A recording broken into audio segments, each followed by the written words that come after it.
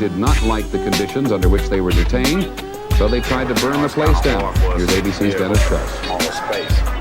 Flames from the burning prison shot into the sky over Lorton, Virginia early this morning. Officials said prisoners had set the fires one after another in a planned effort to burn down the entire institution, even going so far as to pack up beforehand.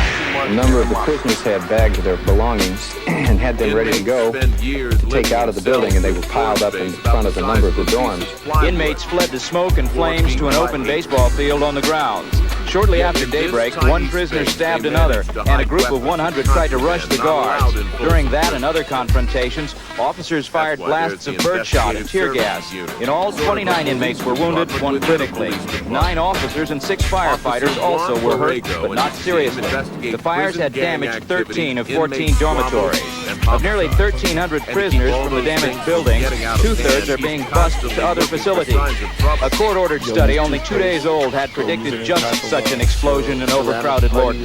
District Mayor Marion Barry said media exposure of that report caused the blow-up. Quite frankly, we believe it was inmates are released to the exercise yard. Here in suburban Virginia, officials say if the District of Columbia doesn't now make permanent improvements at Lorton, they'll ask the courts to step in.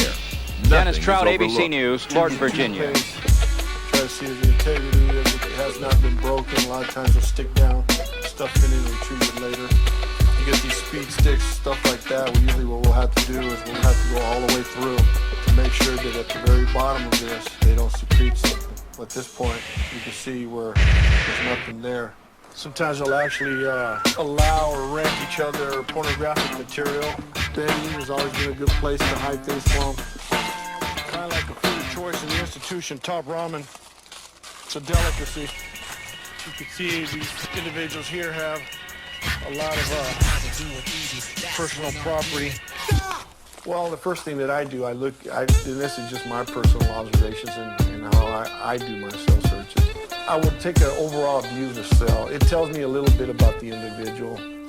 Is there certain colors that are prevalent in the cell? It'll tell me if he's some type of a disruptive group, if he's a blood or a crip, just because of the colors. If he's Hispanic, he's a northern Hispanic, or if he's a southern Hispanic. If I see swastikas in there, that could tell me white supremacist cause. So that tells me a little about him. If it's unruly, unkept, is he a drug addict? So I take all those things into account before I look, depending on what I'm investigating. This was just a routine cell search. This time, nothing suspicious was found. But that's not always the case.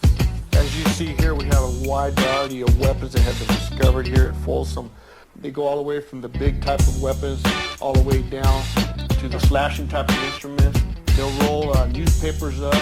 They'll actually make real crude type of darts that are dipped in feces and urine and are shot at staff. We see these bottles here that are taped up together. One of the things that they do here is they secrete things in their rectums. The individual that had these bottles was actually trying to stretch his rectum up to be able to smuggle in some dynamite into our institution. Another way weapons can get into prison is through the mail. While officers cannot read personal letters, they do have a right to inspect them for illegal items. Reviewing the mail to make sure that there's nothing inappropriate. This particular letter here has pictures in it, and we want to make sure that there are no pictures of small children, as in, child pornography. So once we determine that these pictures are within the guidelines of